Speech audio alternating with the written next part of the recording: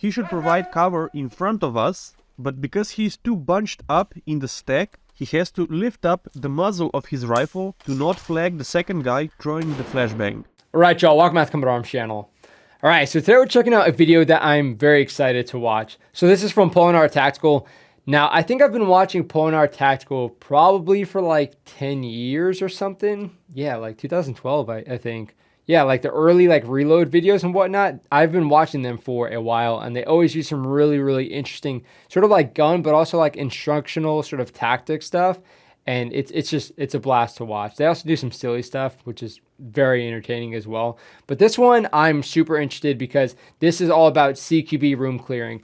Now, I watched a video that they did a while back. It must have been like 2 years ago that I did the reaction or something. But I watched a video that they did previously with CQB, and everything they were doing was like pretty much exactly on par to what I was taught when I was going through the Marine Corps Close Quarter Battle School. So I'm expecting a lot of the same stuff. It's about 8 minutes long, and it looks like they have like a whole team set up for this. So I'm very excited. Let's get into it. Friends, today we embark on a journey of self-improvement and growth. Training is not for the faint of heart. It takes grit, determination, and a willingness to push ourselves to the limit. But make no mistake, the rewards of training are worth the sweat and the pain. We are not just forging our bodies into weapons, we are honing our minds and our spirit as well. We are a team, and as such, we will lift each other up and support one another through the trials of training. This is okay. Damn, super motivational already. That's a cool still right there. So I like how they're actually using like flashbangs or diversionary devices for this. It always kind of just helps, and of course, when you're doing CQB, it really helps with your survivability.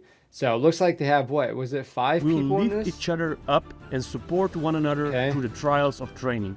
This is not just about becoming the best gunfighters we can be, it is about becoming the best versions of ourselves and setting an example for those around us.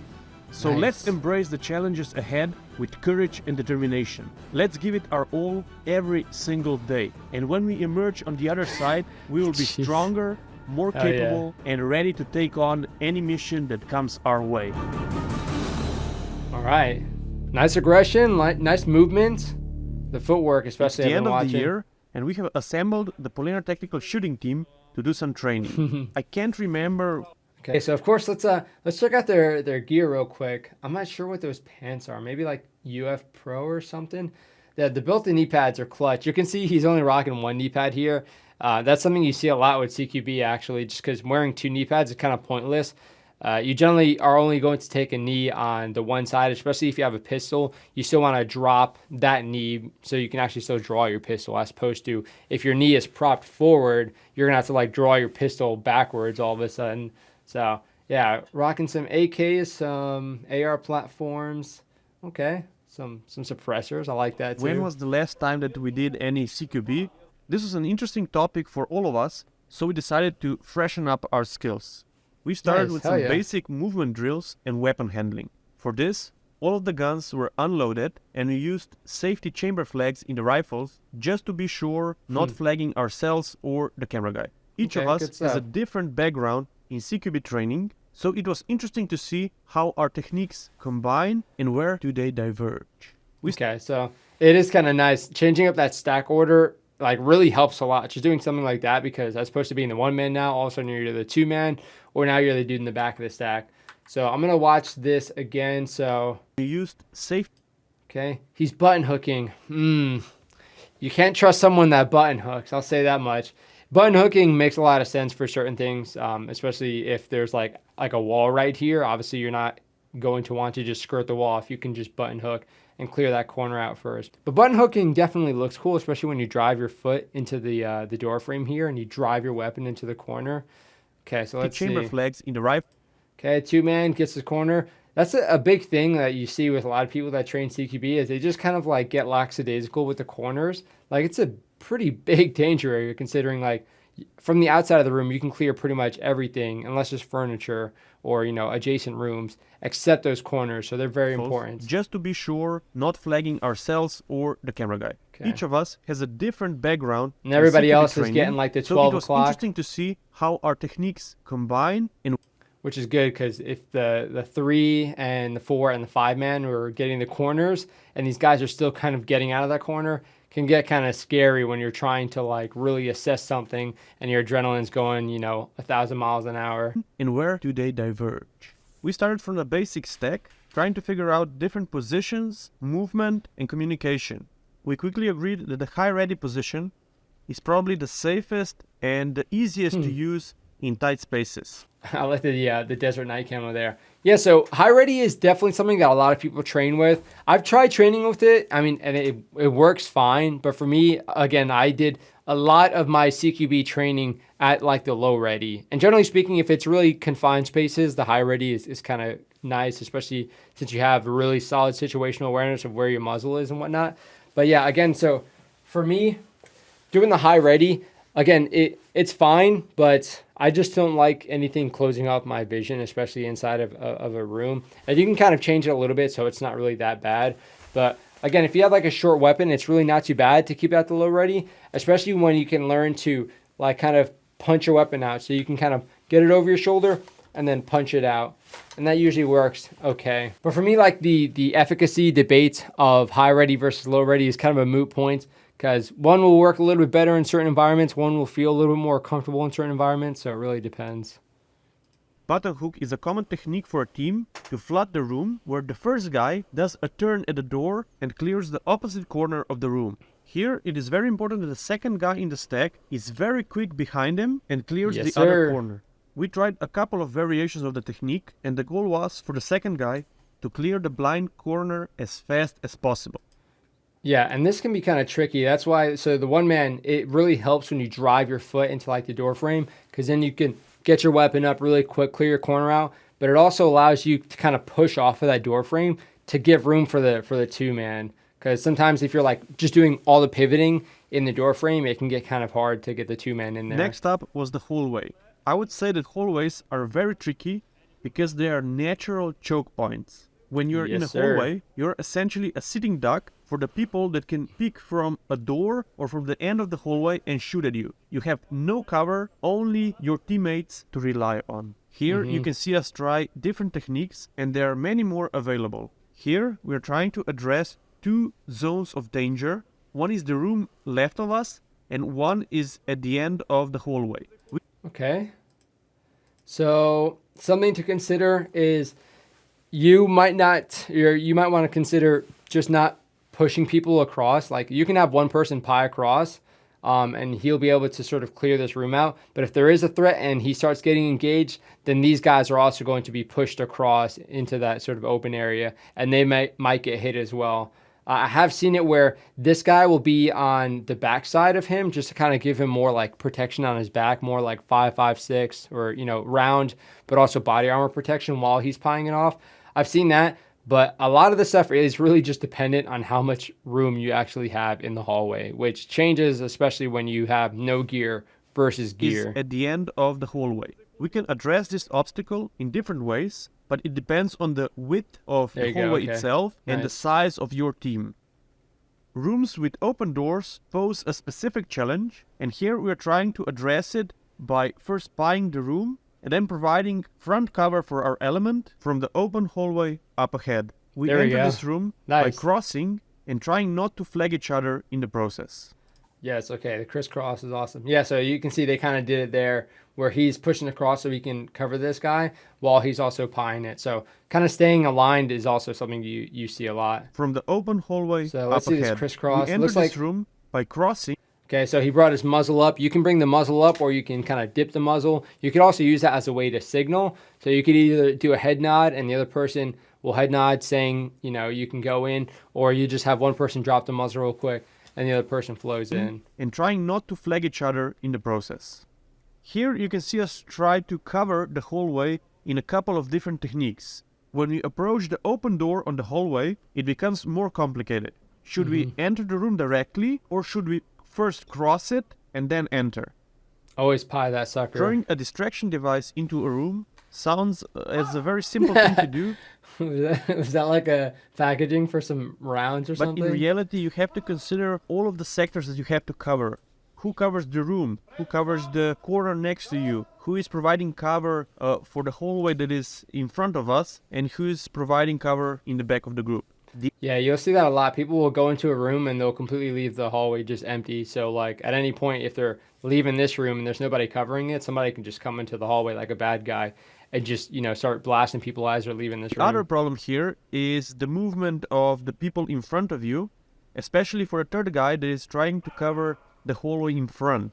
The issue with the short-barreled rifles is that the guy in front of you can quickly jump or move in front of your muzzle without even knowing it. Yes. With a 5-man element, we can afford to have one guy just to cover the rear, but we were discussing if this even makes sense for certain... Okay, this is something that I have argued all the time with infantrymen specifically, because back when I was infantry, more when I was Army infantry, so going through all the CQB training and whatnot, and even just general infantry training, if you're inside of a compound, generally speaking, you would have like some sort of outer security or a cordon set up, or like a support team behind you, or just more people behind you. So pulling rear security is not necessarily something you need to do all the time. If you're literally just a squad and you're going inside of a building and there's not really anybody occupying the space outside and preventing people from just coming behind you, then of course you're going to want to do that. But yeah, if you're working in like an organized CQB, especially like a hostage rescue scenario, you probably have some sort of cordon set up and you're not going to worry about stuff like that. situations. For example, if we are coming from a direction where we cleared all of the rooms, it doesn't always make sense to dedicate one man just to cover that direction, especially if you have a small team. Now we are performing didn't do the it at drill all, with to live be ammo. honest. Pay attention to the third guy in the stack. He should provide cover in front of us, but because he's too bunched up in the stack, he has to lift up the muzzle of his rifle to not flag the second guy throwing the flashbang. I think it would be better here if he would do a side step to the right, a bit outside of the stack, and provide solid cover to the front. Yeah, you do see that a lot. So this is kind of an interesting little scenario here. So he is going to be focused on that room specifically in case there's a threat in the corner that tries to present itself. He is at risk, so he wants to make sure that he's protecting him. But you also have that hallway, so he's going to be covering down on that as well. So I think what they're saying with him sidestepping is a good thing. Generally speaking, if there's a lot of people engaging in one direction, it's better to not engage in a stack like this because you're going to be shooting past each other. So try and get online, which is just general like kind of like infantry mindset of getting online when you're trying to attack in a certain direction. Solid cover to the front.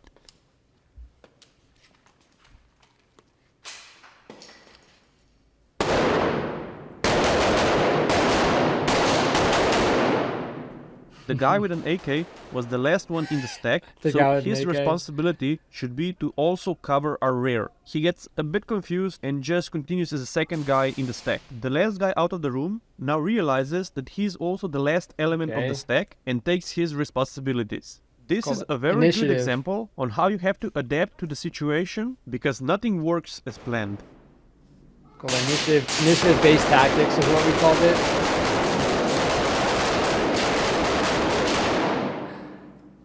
It's such a cool sound. It's so violent, especially with the flashbangs. Check out the first guy in the stack. He gets a bit target focused and does not clear his left corner and kind of stays too close to the entrance of the room, blocking the people behind him. Yeah, it's super easy to get tunnel vision or like fixated on something in CQB because again, it's like such close combat kind of thing and you don't have a whole lot of time to react. So if you maybe heard some voices in a certain part of the room or maybe something moving around or even like you see like some shadows shifting weird, you're going to want to like focus on that. And ideally you'd be able to like, go directly to that and maybe like clear that corner out first. But sometimes, yeah, it can be kind of sketch and easy to get fixated on that.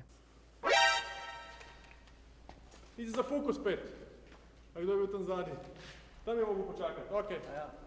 Oh, and don't forget, if you enjoyed on, this AK clusterfuck of the video, that's what training is you for, can man. help us out by commenting and pressing the like button because that's how YouTube works. We get the engagement. I got you.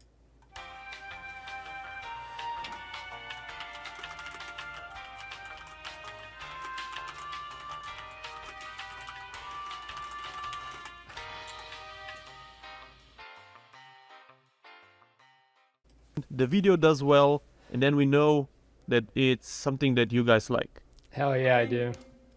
See more of it. Actually, invite me because this looks like fun. Oh, that's a tight freaking doorway right there. Presence up. Coming up. Yeah, once you put gear on, like everything starts snagging on the door frames and whatnot.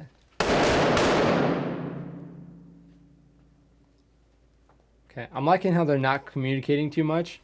Goes to show that they're probably comfortable working in a team together. Flashbang. Okay, so let's see that again, because this is an interesting little area here. So we have, I guess it might just be an open door, but it could just be like a corner fed room, like the wall is right here. Or it's like a hallway and then another room. So let's see. Clears it out. Okay. So honestly, I would still have this two-man employ the flashbang because this guy is kind of exposed. There's nobody in front of him. And if there's, I don't know, maybe furniture or something, he probably knows or else he wouldn't be taking a knee. But even still, like just having this dude taking a knee in front of the door is a little bit sketchy. Flashbang. It's kind of it's a harder throw for the two-man, but hey, you can get it in there.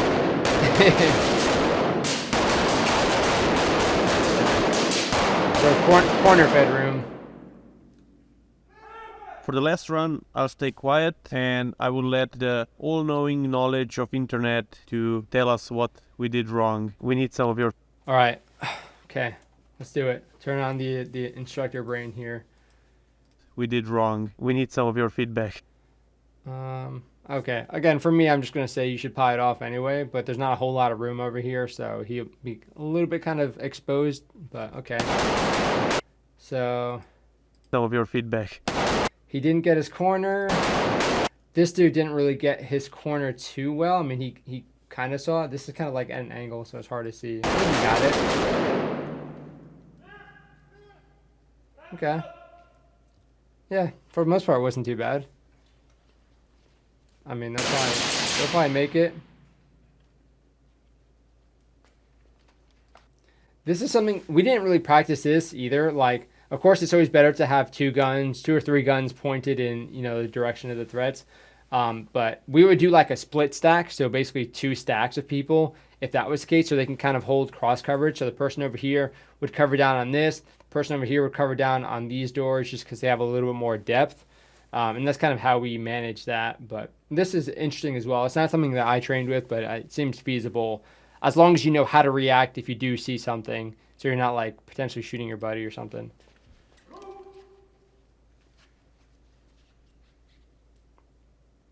Huh? Oh. Okay. I mean, sometimes, yeah, it does get kind of slow like that, and you're just trying to figure out what to do. If they had a bang, they could have implemented it for sure. But it's important to find out and understand who's going to get the long security of the hallway so you're not dropping that. Which is kind of what happened a little bit. They got it. Never mind. We good. Okay. It's so funny when that happens. You're just like the slow pause of, okay, I'm waiting on something and it's not happening. But hey, good focus on that one man. Again, I would always just like pie across because it's better that way. For me, I feel more comfortable doing it at least. You can just see what's inside the room before going into it. Oh, that's a cool GoPro angle. I need to try that myself.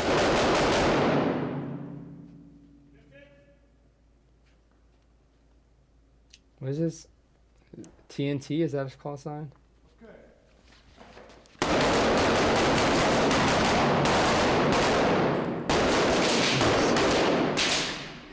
Please subscribe. Bye. The AK guy, man. The longest freaking rifle in there as well. It's hard, man. Like, especially when you have suppressors, it's something to keep in mind. Like, having a gun is one thing, but when you add a suppressor, yeah, it can really throw off, like, your groove when you're used to just, like, throwing a gun up and it not catching the door frame, and all of a sudden it is and stuff. But yeah, that's a long boy right there. Keep him doing, they keep him as a rear security. Come on, they're kind of doing him a little bit dirty on that, but I mean, I guess it makes sense. We kind of did the same thing when, you know, you had one person with the 249 or the saw. You kept them in the back because obviously you don't want them as a one man, unless you're like the Swedes or something, because I've seen them clear a room out with a machine gun and it's pretty terrifying. Yeah, so that was awesome. Again, CQB training, it's a lot of fun. There's a lot of different ways to do it. You can get a million different opinions, and, you know, depending on who you ask, you're never going to be right. But it is very crucial. It's a very awesome thing to kind of work with, especially when you're talking about like general team building. If you're in like a military squad, or if you just want to go shooting with your buddies, it's a great thing to sort of bring that cohesion together. Of course, it's great to sort of practice that tactic, but it also allows you to kind of identify other things. Like if you can see somebody's footwork is a little bit better, you might want to try something that somebody else is doing, or, you know, gear, if you might want to try some of their gear, or you might want to try a different weapon for that. And of course, like communicating, if somebody's using some verbiage and it means different things to you, which is something you see a lot in the US military. Some words will mean certain things in one branch as opposed to another. So it kind of helps you get over those and kind of opens your perspective into different ways of doing things. But this looks like a lot of fun. I wish I had the facility to do this, but hey, it is what it is. I'm perfectly content bringing my little tarp house up to the mountains and doing my own little CQB exercises, which I'll throw something up over here. Yeah, me doing my little CQB by myself. You know, there's some training value in that, but yeah, it's kind of cooler when you get to do it with friends, especially when they all have cool guns and cool gear and flashbangs. That's always cooler. Makes for cooler videos too. Yeah, let me get that invite. But hopefully you guys enjoyed. Again, CQB, million ways to do it. My opinion is just one opinion. You guys will absolutely disagree with me on certain things, and that is totally fine. You know, it's nice to get these opinions together so we can learn better ways to do it and how certain things work better for certain situations. But that is it for this video. Hopefully you guys enjoyed Polenar Tactical. I definitely enjoyed. Of course, I'll put the original video down in the description so you guys can go and check out their channel. They do a lot of fantastic stuff. But that is it for this video. I'll see you all in the next one.